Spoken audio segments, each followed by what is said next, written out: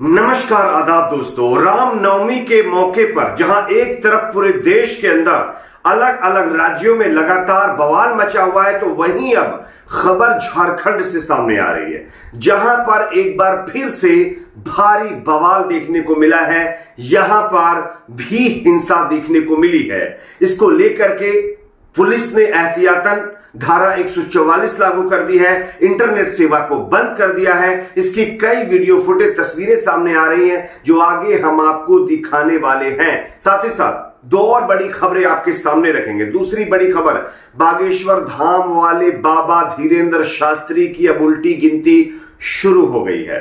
अब धीरेंद्र शास्त्री के खिलाफ खुद बीजेपी के नेताओं ने ही मोर्चा खोल दिया है। किस तरह से, इसकी भी आपको जानकारी देंगे। तीसरी बड़ी खबर यहां पर आ रही है, उत्तर प्रदेश की योगी सरकार ने एक और नया फरमान जारी कर दिया है। मुगलों को लेकर के और इस्लाम को लेकर के पढ़ाए जाने वाले पाठों को लेकर के योगी सरकार ने यह नया फरमान जारी किया है। इसकी भी जानकारी आपको देंगे। उससे पहले एक छोटी सी रिक्वेस्ट आपसे करेंगे दोस्तों, इस वीडियो को ज्यादा से ज्यादा लाइक करिए, शेयर करिए। चैनल पर अगर आप नए हैं तो सब्सक्राइब करके बेल आइकन को जरूर प्रेस कर लीजिए। बात करेंगे पहली और बड़ी खबर की। जैसा कि आप जानते हैं दोस्तों कि देश के कई राज्यों के अंदर अलग अलग हिस्सों में रामनवमी के जुलूस निकालने को लेकर के बवाल हुआ।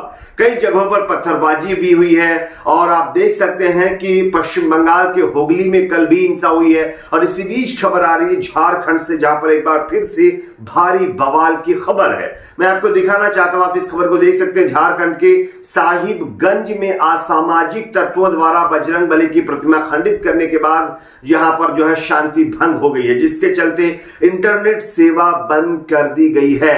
आरोपी को पकड़ने की मांग के साथ विश्व हिंदू परिषद के कार्यकर्ताओं ने 3 घंटे तक NH यानी कि नेशनल हाईवे 80 को पूरी तरह से ब्लॉक कर दिया था। लाठीचार्ज के बाद उन्हें हालांकि हटाया गया है। वहीं शहर में जमकर पथराव भी किया गया है। एक धार्मिक स्थल को भी आग के हवाले कर दिया गया है। उसमें मौजूद 2 लोगों के साथ मारपीट भी की गई है। हालांकि तनावपूर्ण स्थिति बनी हुई है, अब नियंत्रण में है। जो स्थिति तनावपूर्ण बनी हुई थी अब नियंत्रण में है। जिला प्रशासन की तरफ से भारी संख्या में पुलिस बल को यानी सुरक्षा बलों को तैनात कर दिया गया है। DC और SP ने खुद फ्लैग मार्च किया है। दिन में करीब 1:15 बजे उपायुक्त के निर्देश पर इंटरनेट सेवा को बंद कर दिया गया है। शहर में अगली सुबह यानी आज 9 बजे के बाद से इंटरनेट सेवा हालांकि बताया जा रहा है कि शायद चालू कर दी जाए, लेकिन इस पर भी कोई अभी पुख्ता जानकारी नहीं है।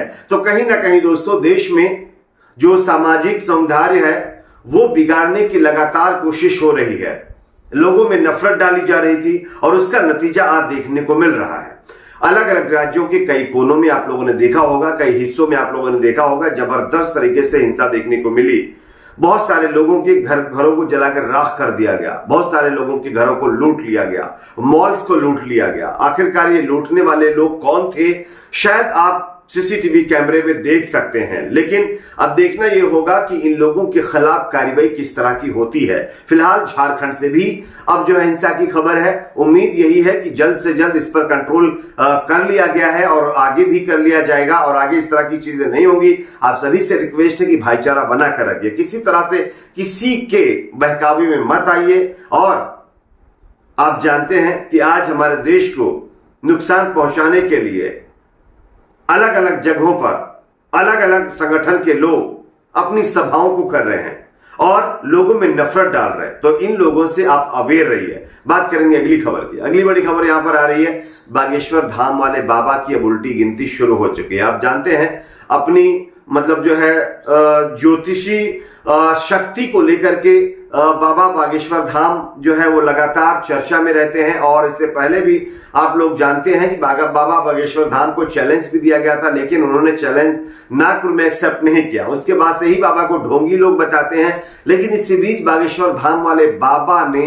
एक और नया विवाद खड़ा कर दिया है साईं बाबा पर बयान देकर के। मैं आपको खबर दिखा रहा हूं, देख सकते हैं। शिरडी के साईं बाबा को लेकर अब बागेश्वर धाम सरकार के पीठाधीश्वर पंडित धीरेंद्र कृष्ण शास्त्री ने बखेड़ा खड़ा कर दिया है। इसके पीछे उनका वह बयान है जिसमें उन्होंने ये टिप्पणी कर दी थी कि साईं संत हो सकते हैं लेकिन भगवान नहीं हो सकते। मध्य प्रदेश के जबलपुर में बागेश्वर धाम सरकार के हफ्ते भर चली कथा के बाद प्रबुद्ध जनों से उन्होंने चर्चा की। इस दौरान शिरडी के साईं बाबा को लेकर एक व्यक्ति के सवाल पर उन्होंने विवादित बयान दे दिया है, जिसके बाद शिरडी समेत देश के कई हिस्सों में बागेश्वर बाबा का विरोध शुरू हो गया है। महाराष्ट्र के बीजेपी के नेता और मंत्री राधाकृष्ण विखे पाटिल ने धीरेंद्र शास्त्री के खिलाफ मोर्चा खोल दिया है। उन्होंने धीरेंद्र शास्त्री के खिलाफ कार्रवाई की मांग की है और पाटिल बोले हैं कि पंडित धीरेंद्र शास्त्री आम लोगों को गुमराह कर रहे हैं, उनके खिलाफ कार्रवाई होनी चाहिए। पंडित धीरेंद्र शास्त्री ने एक भक्त के सवाल पर कहा था कि गीदड़ की खाल पहनकर कोई शेर नहीं बन जाता।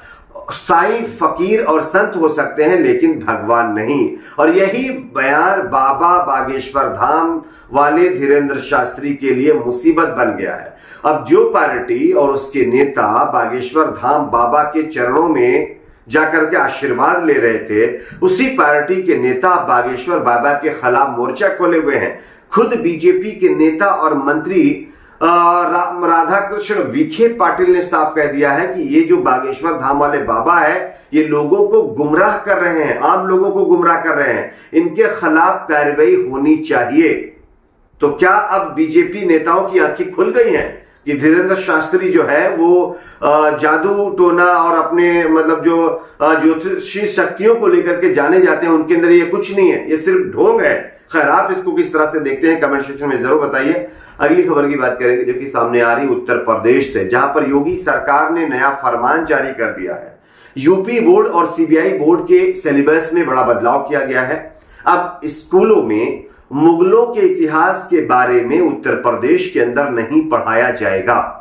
शैक्षिक सत्र 2023-2024 में 12वीं में पढ़ाई जाने वाली इतिहास की किताब यानी सोशल साइंस में से मुगल चैप्टर हटा दिया गया है। इसी के साथ साथ इसके अलावा 11वीं की किताब से इस्लाम का उदय, संस्कृतियों में टकराव और औद्योगिक क्रांति समय की शुरुआत पाठ भी हटा दिए गए हैं। यानी मुगलों का जो चैप्टर था वो तो खत्म ही हो चुका है, साथ ही साथ इस्लाम का उदय कैसे हुआ, यानी इस्लाम कैसे जन्मा, इस्लाम कैसे शुरू हुआ, ये भी एक पार्ट जो है 11th की मतलब जो है बुक में था, उसको भी योगी सरकार के फरमान पर हटा दिया गया है।